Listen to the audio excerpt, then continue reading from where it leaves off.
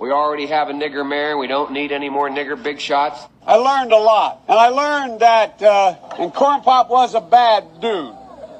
I think the two-party system is good for the South and good for the Negro, good for the black in the South. Other than the fact that they still call me boy, I think they've changed their mind.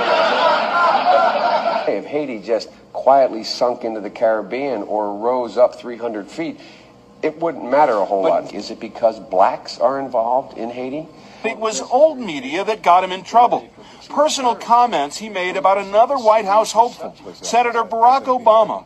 I mean, you got the first sort of mainstream African American who was articulate and bright and clean and a nice-looking guy. I mean, that's a storybook, man. Yeah. He's going to let the big banks once again write their own rules. Unchain Wall Street. They're going to put you all back in chains. We have this notion that somehow if you're poor, you cannot do it. Poor kids are just as bright and just as talented as white kids. It's a long way until November. We got more questions. You got more questions, but I tell you, if you have a problem figuring out whether you're for me or Trump, and you ain't black. It don't have nothing to do with Trump. It has to do with the fact I want something for my community. I would love to see. Take a look at my record, man. I have a record that is second to none. The NAACP has endorsed me every time I've run.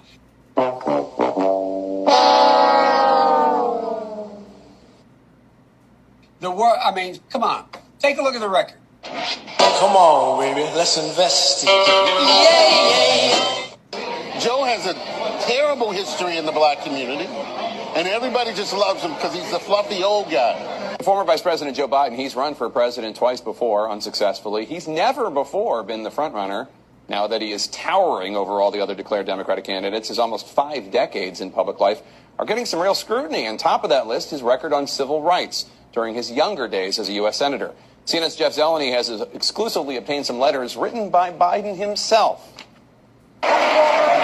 Joe Biden is coming back as a solo act. Hey, I'm ready to go. With his long record facing a new look under the spotlight of the 2020 campaign. Gentlemen and ladies of the Senate. One chapter receiving fresh scrutiny comes from his earliest years in the Senate, when he strongly opposed mandatory school busing. It was designed to achieve integration and a more equitable education. What's less known is how he followed the lead of some of the Senate's most fervent segregationists. In a series of never-before-published letters reviewed by CNN, the strength of Biden's opposition to busing comes into sharper focus. On March 25, 1977, Biden wrote, "My bill strikes at the heart of the injustice of court-ordered busing. It prohibits the federal courts from disrupting our educational system." Biden sought and received support from Mississippi Senator James Eastland, the Democratic chairman of the Judiciary Committee, and a leading symbol of Southern resistance to desegregation. He frequently spoke of blacks as, quote, an inferior race. Eastland and others were partners on several of Biden's anti-busing bills. On June 30th, 1977, Biden wrote, "Dear Mr. Chairman, I want you to know that I very much appreciate your help during this week's committee meeting in attempting to bring my anti-busing legislation to a vote." Then in 1978, Biden again asked Eastland to put his anti-busing bill before the full Senate, writing, "Your participation in floor debate would be welcome." Ronnie Dunn is a professor at Cleveland State University who co-wrote the book Boycotts, Busing, and Beyond. Those letters I find somewhat surprising given Senator Biden's or Vice President Biden's current position and potential candidacy for the presidency and his position as a liberal. Those are issues that he's obviously going to have to answer for. You said surprising. Surprising in what way? Well, the fact that he would solicit the support of staunch segregationists, James Eastland as well as Jesse Helms, introducing legislation as opposing busing at that time. Now to the race for 2020 this morning and new backlash against former Vice President Joe Biden. He's refusing to apologize as he faces growing criticism over comments he made about being able to work with others in Washington. But his examples were segregationist senators 40 years ago. Apologize for what? refusing to apologize for touting his ability to find common ground with senators he disagreed with, even segregationists. Biden is facing sharp criticism. At a fundraiser Tuesday, Biden describing Senator Herman Talmadge of Georgia as one of the meanest guys I ever knew, but adding, well, guess what? At least there was some civility. We got things done. And recalling Senator James Eastland of Mississippi, Biden said, he never called me boy. He always called me son. Biden's 2020 rival, Senator Cory Booker, demanding an apology. Somebody running for president of the United States, somebody running to be the leader of our party, should know that using the word boy in the way he did can cause hurt and pain. Vice President Biden shouldn't need this lesson.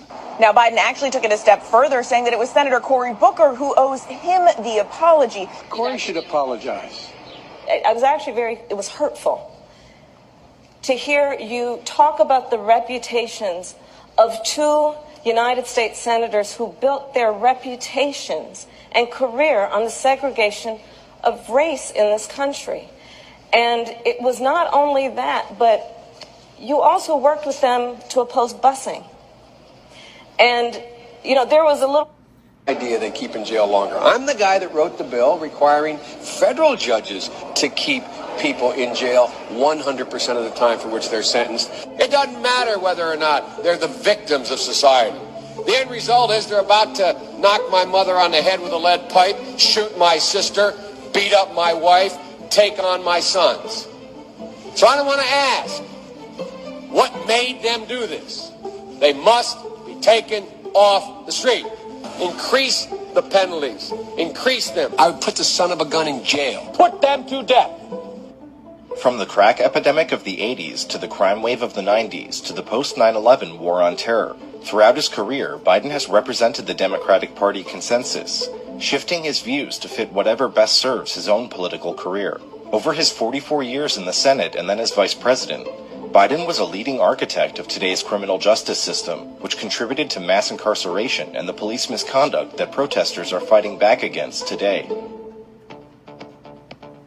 Biden crime bill, the Biden crime bill, the Biden crime bill. Hell, we've got crime bills coming out our ears. Every major crime bill since 1976, every minor crime bill has had the name of the Democratic senator from the state of Delaware, Joe Biden.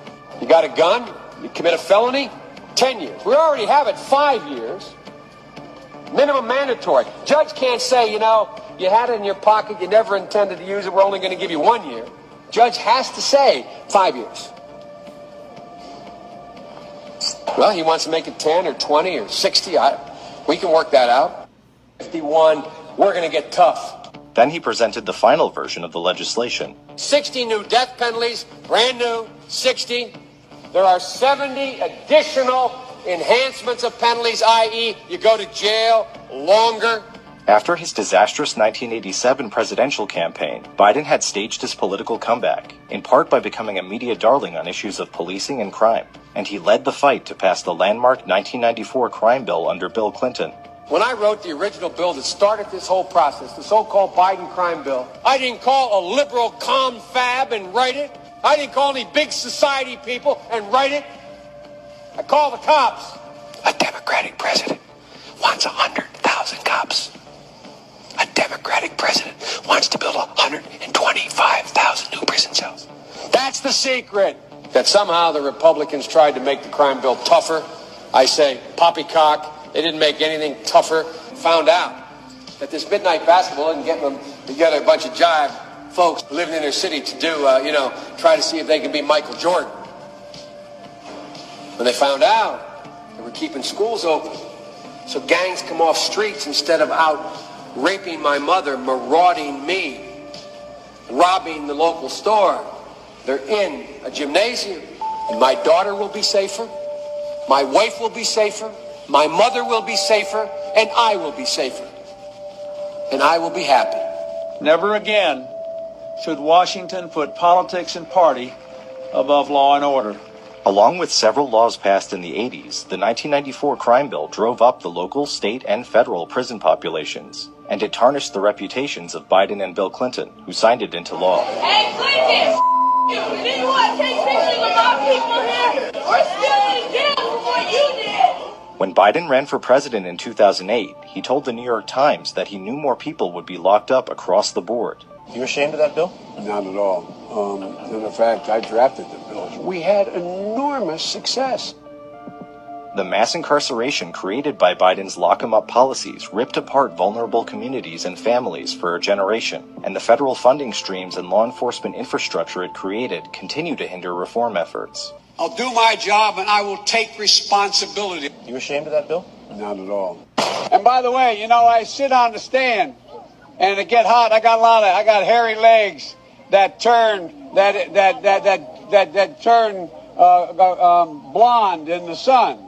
And the kids used to come up and reach in the pool and rub my leg down so it was straight, and then watch the hair come back up again. They'd look at it. So I learned about roaches. I learned about kids jumping on my lap. And I've loved kids jumping on my lap. You cannot go to a 7-Eleven or a Dunkin' Donuts unless you have a slight Indian accent. I'm not joking. Do you support gay marriage?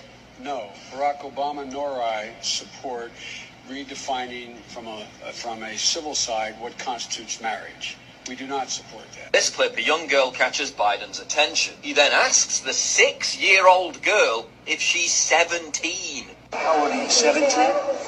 Oh, 6. His face before her mother draws attention to the camera. Then strokes her hair and kisses her again. He then grabs on her face and hair